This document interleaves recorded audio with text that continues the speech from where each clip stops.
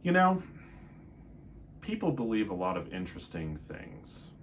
There's been a lot of myths that have been dispelled as we've become better at taking a look at things and really objectively asking ourselves, what's really going on here? Take the Earth, for example. Now, flat earthers aside, most people these days are pretty clear that the world is a sphere. It's round. And it wasn't more than a couple hundred years ago in our history when we believed that the Earth was flat, and everyone swore it was true. Guess what? Kids and child psychology also has its share of myths, and we're going to talk about a few of those today.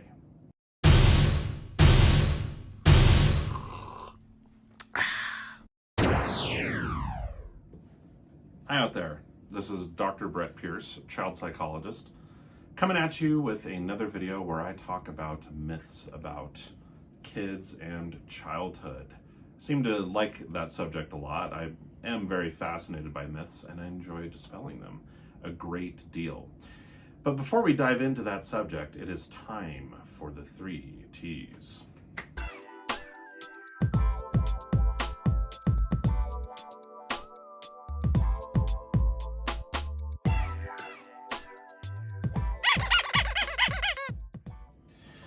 T number 1, which is the toy.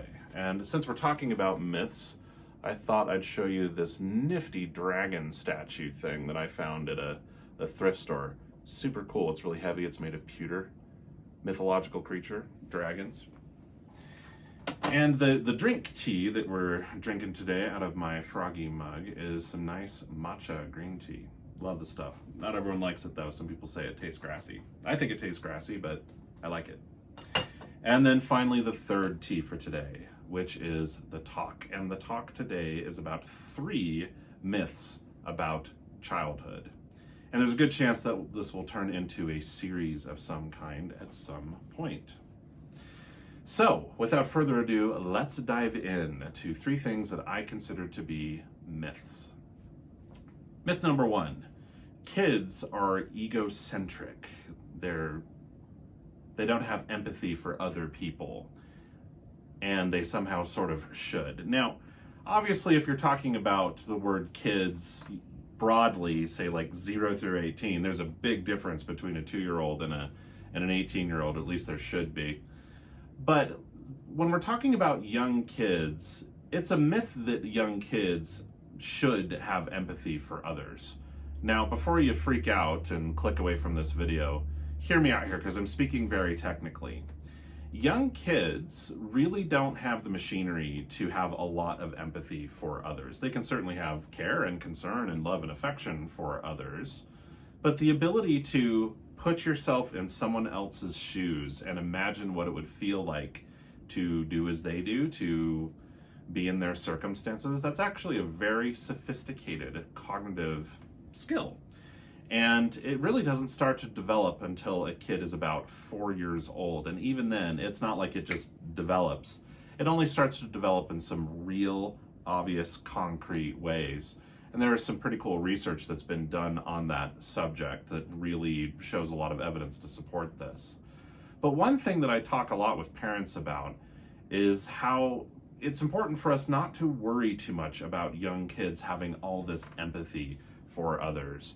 Because not only are young kids usually not that capable of it from a cognitive perspective, but also in really important situations where there's a conflict or there's a fight, it's hard for a lot of people, including kids, to be empathic because we kind of get defensive when there's a fight and we're being called out on our behavior.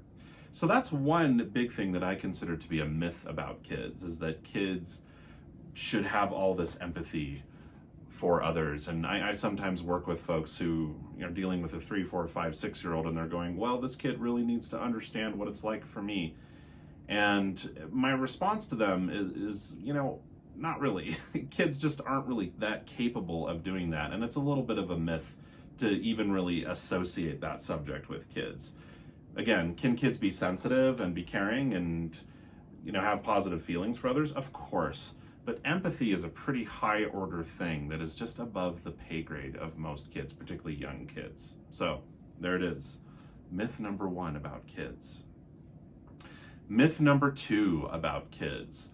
Comforting and providing a lot of support and, soothing and comfort to kids, even when they're upset and having a tantrum, is going to spoil them. The biggest time you hear this is about really little kids, like babies, and how you just need to let babies cry things out, otherwise they're going to get spoiled. It is a myth that has been blasted with a bunch of great research and scholarship and, just clinical practice. Comfort and closeness are very, very good. They're very health promoting things from a mental health standpoint. And when kids, just like adults, are really, really upset, they're stressed out, they're not handling things well, a lot of closeness, connection, and comfort and support, alongside good limit setting and things like that, is very, very, very important. So one myth I hear a lot is about how if a kid is misbehaving and having a lot of tantrums and having a lot of big feelings, that providing any sort of empathy or validation or comfort and closeness is going to spoil or reinforce the kid. And it's just not true. And if you don't believe me, just think of any kind of situation where people are really upset and sensitive and there's a lot of heated feelings going on.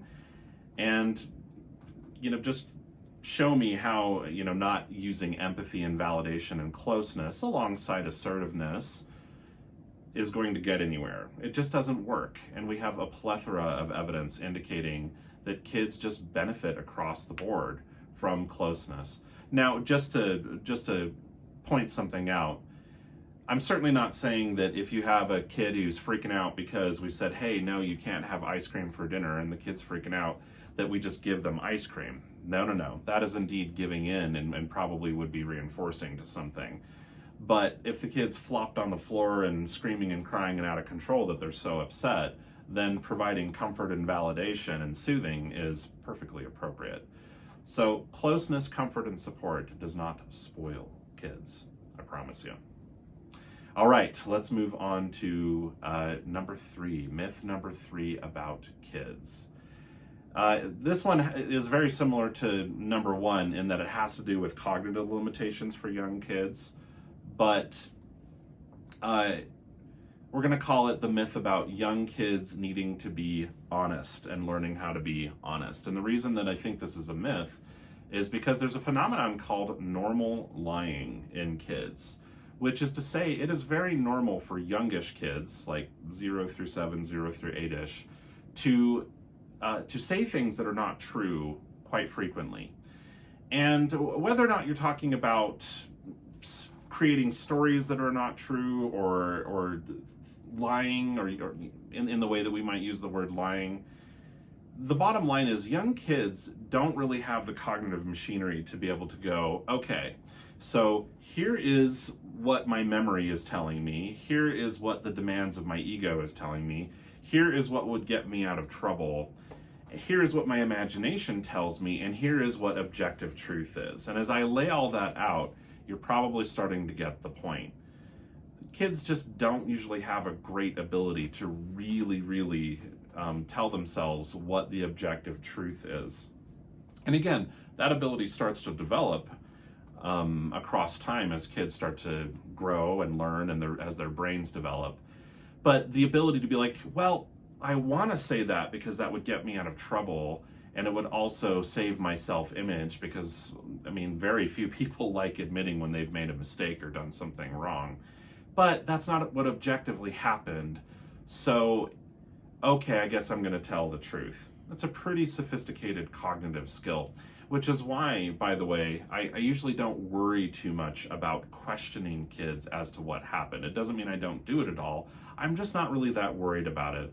I'm a lot more interested in problem solving and talking about how to make things go differently in the future, or perhaps in the moment, than I am in making sure that a kid is objectively accounting for what happened in the past. I just personally don't think it's that helpful most of the time.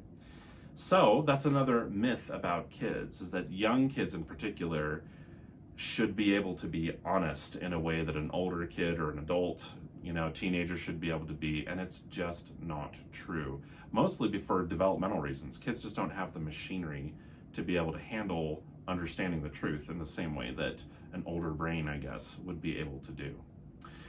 So, thank you for listening. If you've enjoyed this video, please consider subscribing. There's a button down below, I believe, that you can hit. There's also a bell notification that can be smashed so that you can be aware of when I post videos in the future. And also feel free to give me a thumbs up. It really helps out the channel. Otherwise, this is Dr. Brett Pierce, child psychologist, wishing you well.